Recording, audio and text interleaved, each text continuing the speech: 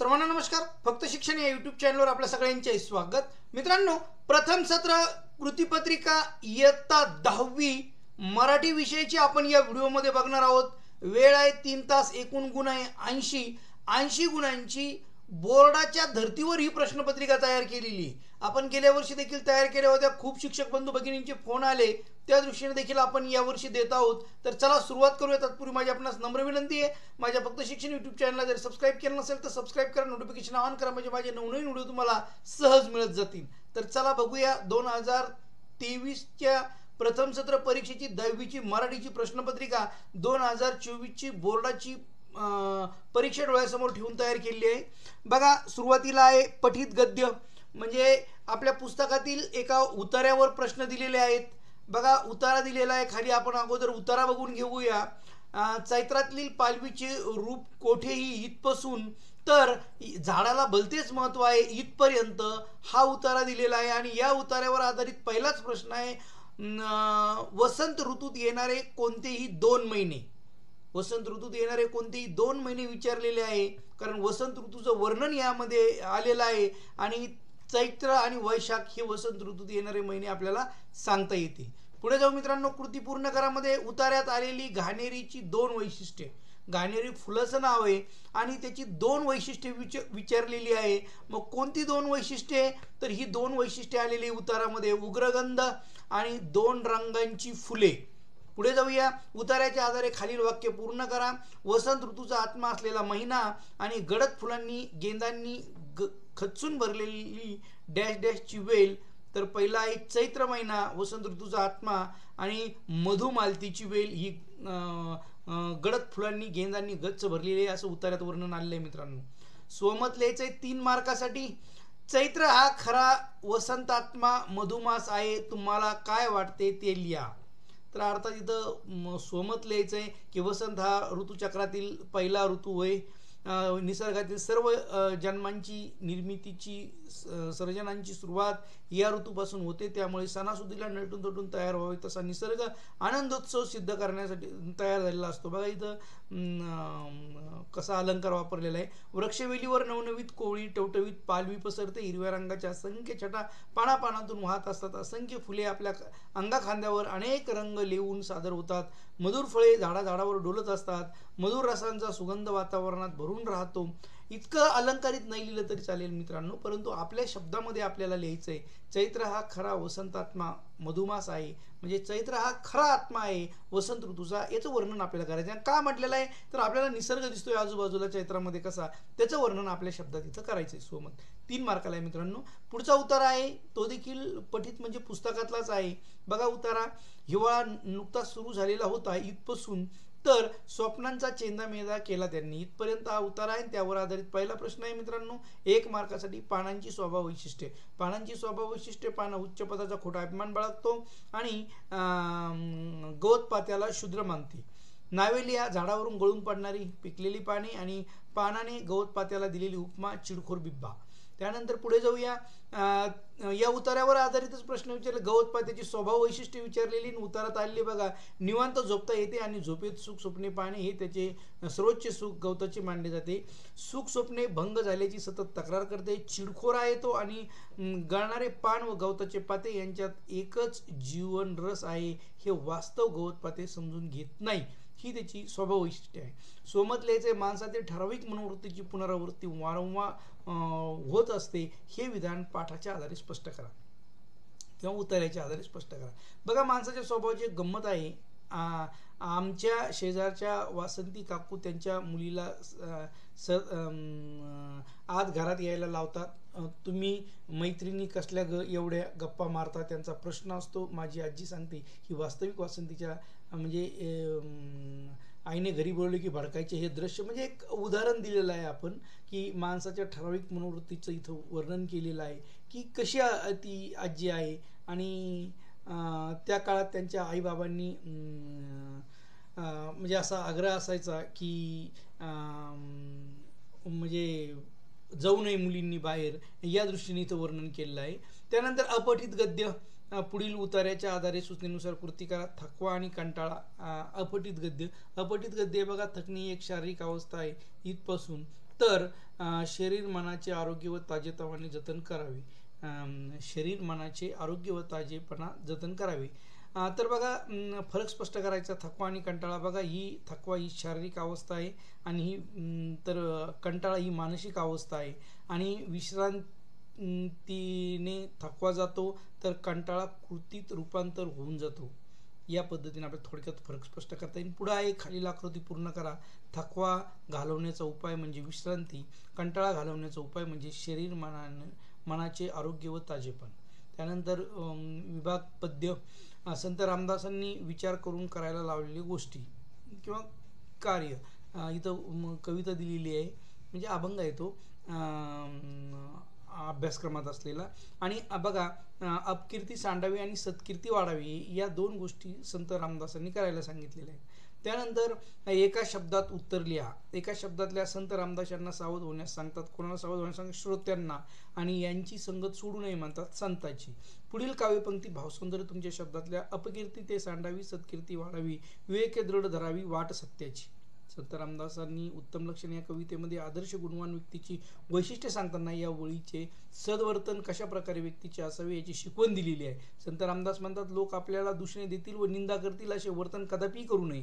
ज्या वागण्याने आपली अपकीर्ती होईल असे वागणे टाळावे. उलट आपल्या व्यक्तिमत्वाची कीर्ती पसरेल अशी वागणूक आपली असायला हवी. स्वतः चांगले वागून सत्कीर्ती वाढवायला हवी.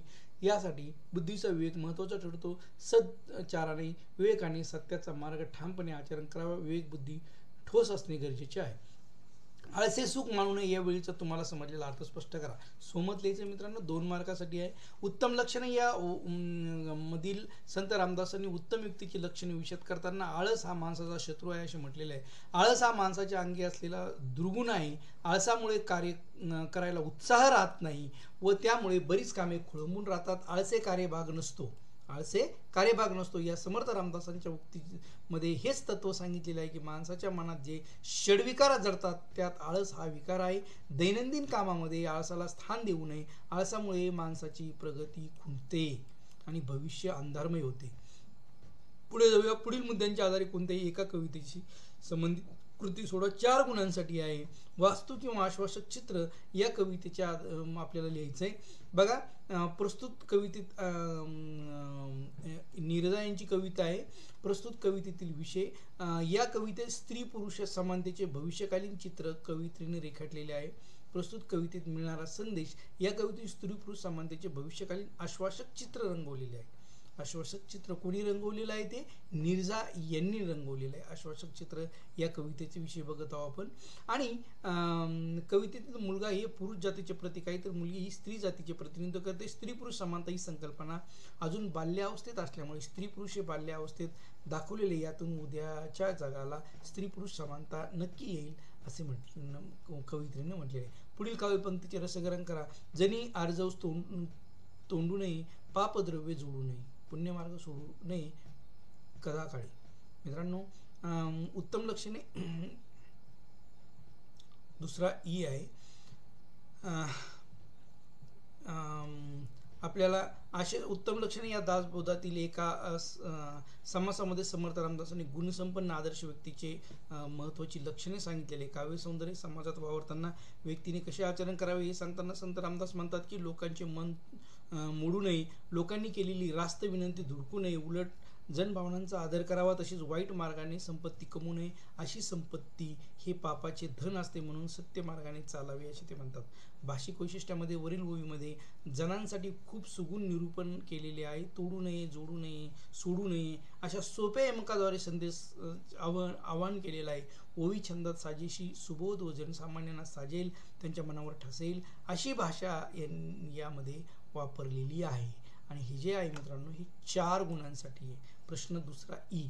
पुढे जाऊया. स्थूल वाचन आहे 6 मार्कासाठी. खालीलपैकी कोणत्याही 2 कृती सोडवा. गिरिजा कीर यांच्या पडबंबू डब्बू या बाल कादंबरीतील विनोद आपल्याला थोडक्यात लिहायचं आहे. कुणालाही दुःखी ठेवू नये असा आईने डब्बूला उपदेश केलेला होता. डब्बूने तो शिरधरे मांडला. आणि त्या दृष्टीने प्रत्यक्षात मिठाईचे ताट तब्बूने भिकाऱ्याला वाटले. भिकाऱ्यांना अर्थातच प्रचंड आनंद झाला, पण घरातील मंडळी खूप खातावली. आईचा उपदेश डब्बूने शब्दशः पाळला. भिकारी म्हणजे माणसेच, त्यांना तरी दुःख का ठेवावे असा व्यापक विचार त्याने केला. पण लोक जेव्हा असा व्यापक विचार मांडतात तेव्हा त्यांच्या मनात खराखुरा व्यापक विचार नसतो. लोक संकुचित विचार करतात. सर्वांशी प्रेमाने वागावे असे म्हणताना त्यांच्या मनात सर्व म्हणजे घरातील माणसे असतात किंवा नातेवाईक, खूप झालं तर शेजारी पाजारी, मित्रमंडळी इत्यादी असतात. फार फार तर सर्व म्हणजे परिसरात राहणारे लोक. जात धर्म याचा विचार करू नये असे त्यांच्या मनात नसते. त्यातून विसंगती निर्माण होते. डब्बू स्वतःच्या समाजातील ही विसंगती दाखवून देतो, त्यामुळे विनोद निर्माण होतो. आणि खालील मुद्द्यांच्या आधारे सहसंबंध स्पष्ट करा. बीचे झाड होणे आणि माणसाचे माणूस पण जागे होणे. बीचे झाड होणे, निसर्गाचा महिमा अगाध आहे. जेव्हा एखादे बी मातीत पेरले जाते किंवा गाडले जाते, कालांतराने त्या बियाची मातीशी घट्ट असे नाते तयार होऊन ऊन वारा, पाऊस वारा, वादळ यांच्याशी संघर्ष करत एके दिवशी लहानशे बी विस्तीर्ण असे झाड तयार होते. या घटना निसर्गाच्या सहवासात निरंतरपणे घडत असतात. माणसाचे माणूस पण जागे होणे. समाजामध्ये अनेक प्रकारची माणसं आहेत. माणसाची गर्दी म्हणजेच माणूस नाही. माणसामधील माणुसकीपणा जागा होणे फार महत्त्वाचे आहे. मानवाला इतर माणसाबद्दल कळवळा, प्रेम, माया, आपुलकी, कणव यांचे भान असले पाहिजे. इतरांबरोबर वर्तन करत असताना आपल्यातील माणुसकीचे दर्शन घडवले पाहिजे, ज्याप्रमाणे लहानशा बियाचे एके दिवशी मोठ्या वृक्षात रूपांतर होते. त्यानंतर मित्रांनो, भाषा अभ्यास दिलेला आहे. भाषा अभ्यासमध्ये व्याकरण आधारित कृती आहे. समास, विग्रहावरून सामासिक शब्द ओळखा. स्वर्गातील वास आणि देशाला गेलेला. स्वर्गातील वास स्वर्गवास, देशाला गेलेला देशागत. 2 मार्कासाठी. शब्दसिद्धी 1 मार्काला. पुढील शब्दांना गार अपत्यय लावा. कामचं कामगार, थंडचं थंडगार. ओके, थंडगार, गार प्रत्यय, थंडगार. ओके, असं थंडगार. त्यानंतर पुढील शब्दांना अभि हा उपसर्ग लावून शब्द तयार करा. म्हणजे उपसर्ग शब्दाच्या आधी लागतो. तर मान आणि रुची, तर अभिमान आणि अभिरुची या पद्धतीने वाक्प्रचार आहे. कोणतेही 2 वाक्प्रचारात संवाक्यात उपयोग करा. मान देणे, आदर करणे. माझ्या वडिलांना आमचे संपूर्ण गाव मान देते, म्हणजे काय, आदर करते. आणि हमी देणे म्हणजे आश्वासन देणे. शासनाने मजुरांना कामाची हमी द्यावी. धीर न सुटणे, हिंमत न हारणे. माझ्या बाबांचा कोणत्याही संकटात धीर सुटत नाही. आणि विहार करणे म्हणजे संचार करणे. जंगलात हिंस्र प्राणी मुक्त विहार करतात. आपल्याला 4 दिलेत, पण सोडायचे किती, 2च कोणते. ओके, 4 दिले जातात परीक्षेमध्ये. भाषा सौंदर्य, शब्दसंपत्ती, यामध्ये पुढील शब्दांचा समानार्थी शब्द लिहा. काया म्हणजे शरीर, देह, आणि आकाश म्हणजे गगन, आभाळ. पुढील शब्दांना विरुद्धार्थी शब्द लिहा. काळोख म्हणजे उजेड, विरुद्धार्थी शब्द, आणि मुखचा बोलका. पुढील शब्दांचे वचन बदला. शहरचं शहरे, खेडेचे मात्र खेडेच राहते.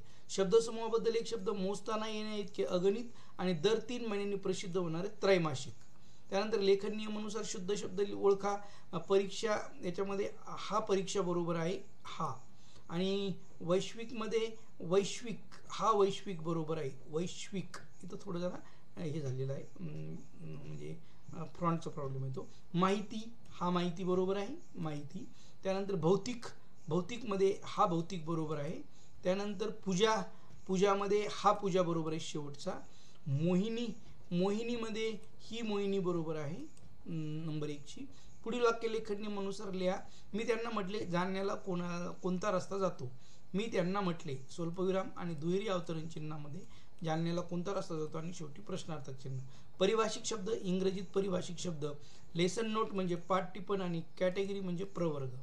त्यानंतर मित्रांनो, उपयोजित लेखनामध्ये पत्रलेखन आहे 6 मार्काला, आणि इथं पत्रलेखन दिलेलं आहे बघा, आणि ते पत्र लिहून दाखवलेलं आहे. त्यानंतर पुढे जाऊ सारांश लेखन. आपला जो प्रश्न अपठित उतारा होता, त्याचं 1/3 शब्दात वर्णन करायचं आहे आपल्याला. काम केल्यानंतर थकवा येणे साहजिक आहे, मात्र सजीवांचा हा थकवा आरामाने दूर होतो. हा थकवा दूर करण्यात झाडे माणसांना खूप मदत करतात. थकवा आणि कंटाळा या दोन्ही वेगवेगळ्या बाबी आहेत. कंटाळा पुढे सवयीमध्ये रूपांतरित होतो, म्हणून कंटाळा ही सवय होणार नाही याची काळजी प्रत्येकाने घेतली पाहिजे. पुढील कोणत्याही 2 कृती सोडवा. 60 ते 90 शब्दामध्ये जाहिरात तयार करायची आपल्याला. उन्हाळ्याच्या सुट्टीत टूर्स ट्रॅव्हलची जाहिरात या पद्धतीने तर जाहिरात तयार केली बघा. आणि त्यानंतर बातमी लेखन 5 मार्कासाठी. पुढील विषयावर बातमी करा. तयार करा. सर्व नागरिकांसाठी आधार कार्ड नंबर आपल्या बँक खात्याशी लिंक करणे अनिवार्य. बघा या पद्धतीनं आपण इथं तयार केलेली आहे बातमी. ही बातमी या पद्धतीनं आपण बघू शकता. त्यानंतर पुढील अपूर्ण कथा पूर्ण करा. अपूर्ण कथा, तर ती अपूर्ण कथा देखील इथं या पद्धतीनं पूर्ण केली. आपण व्हिडिओ थांबून ही कथा मित्रांनो वाचून घेऊ शकता या पद्धतीने. प्रसंगलेखन आहे. प्रसंगलेखन तुम्ही भेट दिलेल्या प्रेक्षणीय स्थळाचे वर्णन करून खालील मुद्द्यांच्या आधारे प्रसंग वर्णन तयार करायचं. आपल्याला मानवी जीवन, भौगोलिक स्थान, उल्लेखनीय बाबी, सांस्कृतिक वैशिष्ट्य, तुम्हाला आवडलेली विशेष बाब. मानवी जीवन कसं होतं, आपण भेट दिली तिथं. मग इथं महाबळेश्वरचं वर्णन केलं आहे. महाराष्ट्रातील 17 जिल्ह्यात इथे असून मानवी जीवन महाराष्ट्रातील इतर जिल्ह्याप्रमाणेच असून स्त्री पुरुषांचा पोशाख हा सामान्यतः महाराष्ट्रातील इतर ठिकाणासारखाच आहे. भौगोलिक स्थान काय आहे त्याचं ते लिहिलेलं आहे. उल्लेखनीय बाब पंचगंगा मंदिर, कृष्णाई मंदिर, monkey point, Arthur point, seat point, वेण्णाक्का, elephant's head point, Wilson point, Pratapgad, लिंगमळमळा आणि धबधबा. लिंगमळा धबधबा. सांस्कृतिक वैशिष्ट्य लिहिलेले आहे आणि तुम्हाला विशेष आवडणाऱ्या बाबी कोणत्या आहेत त्या इथे लिहिलेल्या आहेत. किंवा आत्मकथन लिहायचं आहे. पुढील मुद्द्यांच्या आधारे आत्मकथन. मी मोबाईल बोलतो, मोबाईलचं आत्मकथन. मग माझी जन्मकहाणी, वेगाने झालेला प्रसार, शिक्षणात होणारा उपयोग आणि सार्वजनिक क्षेत्रात सहसंचार या पद्धतीने आपण इथे लिहू शकतो. मी मोबाईल बोलतो या विषयावर इथे लिहून दाखवलेलं आहे. आपण ते मित्रांनो बघू शकता. ओके, या पद्धतीनं. किंवा वैचारिक लेखन आहे स्वामी विवेकानंदांच्या विषयी. या पद्धतीने आपण लिहू शकतो. मित्रांनो पुन्हा नवीन व्हिडिओत लवकरच भेटूयात. तोपर्यंत धन्यवाद.